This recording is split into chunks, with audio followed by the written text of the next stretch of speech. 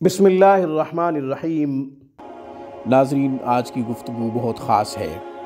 आज की गुफ्तगू में एक अजीब व गरीब वाक़या एक अल्लाह के वली का आपकी खिदमत में पेश करूँगा। नाज़रीन, हैरान कुन वाक़या, मैं ख़ुद हैरत में मुब्तला हो गया जब ये वाक़या मैंने पढ़ा। नाज़रीन, ये वाक़या रिज़्क़ से मुताल्लिक़ है, गुर्बत ख़त्म होने से मुताल्लिक़ है।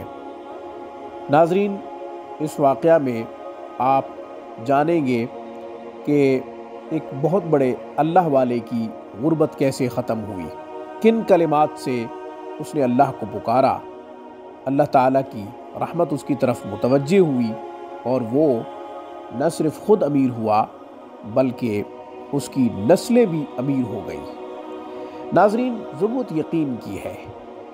रिज़्क़ की खातिर हम परेशान होते हैं, फिर अल्लाह की नाफरमानी करते हैं, गलत तरीक़ों से पैसा कमाने की कोशिश करते हैं। नाज़रीन, इससे रिज़्क़ बढ़ेगा नहीं बल्कि कम होगा, रिज़्क़ की बंदिश होगी। नाज़रीन, जब अल्लाह आसमान से रिज़्क़ के दरवाज़े बंद कर दे तो फिर कोई खोल नहीं सकता, और जब अल्लाह जल्ल शानुहु किसी के लिए रिज़्क़ के दरवाज़े खोल दे तो फिर दुनिया में पूरी कायनात में कोई ऐसी हस्ती नहीं है जो उसका रिज़्क़ बंद कर सके।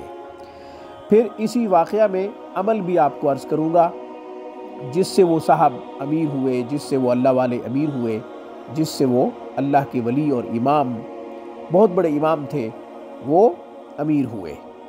अमल भी बताऊँगा जिन कलिमात से उसने अल्लाह को पुकारा। नाज़रीन, अल्लाह से लेना आ जाए तो क्या ही बात है।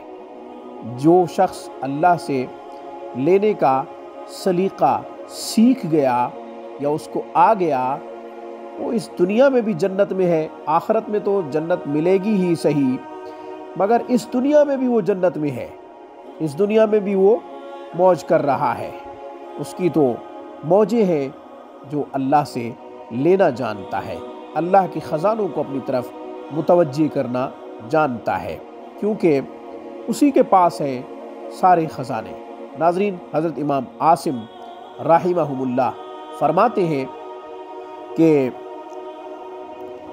मैं मुफलिस हो गया, यहाँ तक कि मुताल्लिक़ीन अहबाब यानी आस पास जो लोग थे उन्होंने भी उधार देना छोड़ दिया, उन्होंने भी कर्ज़ देना छोड़ दिया, मुताल्लिक़ीन मुँह फेर गए। नाज़रीन, जब किसी के पास कुछ ना हो तो अहबाब मुँह फेर लेते हैं।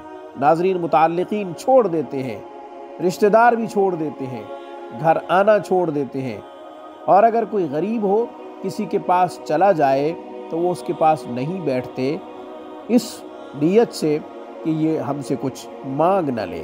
नाज़रीन, उसे थोड़ा सा वक्त दे के माज़रत कर लेते हैं, चले जाते हैं, या फिर पास ही नहीं आते। नाज़रीन, ये वक़्त ही ऐसा है, ये दौर ही ऐसा है। चुनाचे हज़रत इमाम आसिम राहिमहुमुल्लाह फरमाते हैं कि मुताल्लिक़ीन अहबाब, रिश्तेदारों ने भी कर्ज़ देना छोड़ दिया, मैं इस कदर मुफलिस हो गया। एक रात परेशान हुआ, तन्हाई में मैंने अल्लाह जल्ल शानुहु को पुकारा, 2 रकात नफिल सलातुल हाजत की अदा की। सुबहान अल्लाह, ये तालीम रसूलुल्लाह सल्लल्लाहु अलैहि वसल्लम ने दी है कि 2 रकात नफिल पढ़ के अपनी मुश्किल की आसानी के लिए अल्लाह से मांगा करो। इसी तालीम पर अमल करते हुए हज़रत इमाम आसिम राहिमहुल्लाह फरमाते हैं कि मैंने 2 रकात नफिल सलातुल हाजत अदा की। इसके बाद मैंने अपने रब को इन कलिमात से पुकारा, खूब पुकारा, यहाँ तक कि रात के अंधेरे में मुझे महसूस हुआ कि मेरे पास एक थैली पड़ी हुई है, मेरे सामने एक थैली पड़ी हुई है। जब मैंने उस थैली को खोल के देखा तो सोने की 80 अशरफियाँ उसमें मौजूद थी और एक हीरा था। नाज़रीन, हज़रत इमाम आसिम फरमाते हैं कि वो सोने की अशरफियाँ और हीरा इस कदर कीमती थे कि न सिर्फ मेरी ज़िंदगी अच्छी हो गई बल्कि हज़रत इमाम आसिम फरमाते हैं कि मेरी औलादों ने भी मज़े किए। सुबहान अल्लाह, क्या बात है। अभी आप सोच रहे होंगे یہی ہے کہ انتظار کر رہے ہوں گے کہ وہ کلمات اب تک کیوں نہیں بتائے جن کلمات سے اللہ کو حضرت امام عاصم رحمہ اللہ تعالی نے پکارا۔ تو میں آپ کا انتظار ختم کر دیتا ہوں، میں آپ کو وہ کلمات بتا دیتا ہوں جن کلمات سے انہوں نے گڑ گڑا کے اپنے رب کو پکارا اور اس کے خزانوں کو متوجہ کیا۔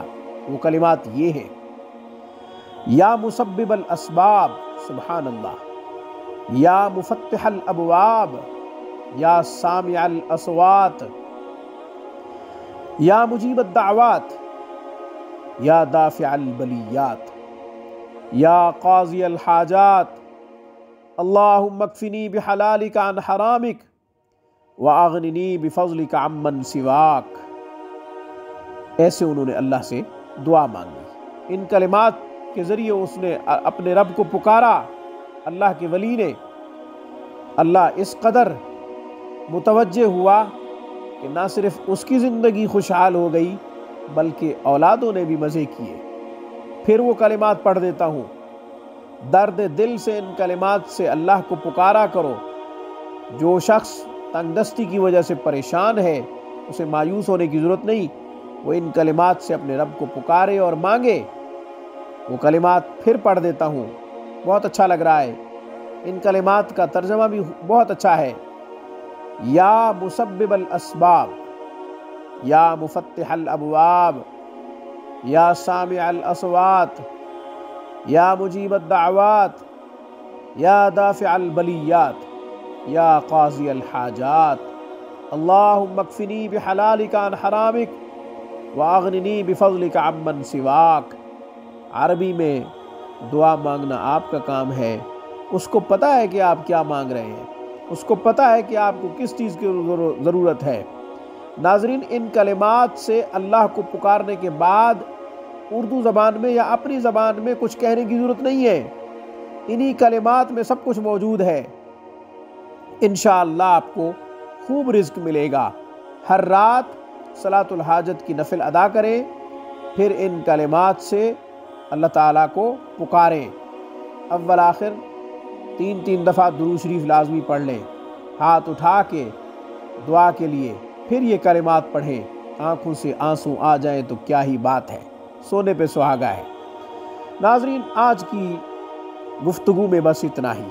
ناظرین، ہر رات اسی طرح کریں، انشاءاللہ آپ کے لیے رزق کے دروازے کھل جائیں گے۔ کسی کی طرف التفات توجہ کی ضرورت نہیں، پھر رب خوب دے گا، اور جب وہ خوب دے تو پھر اس کے راستے میں اس کی مخلوق کے لیے بھی خوب خرچ کیجئے گا۔ اقول قولی ھذا واستغفر اللہ، وآخر دعوانا ان الحمد للہ رب العالمین۔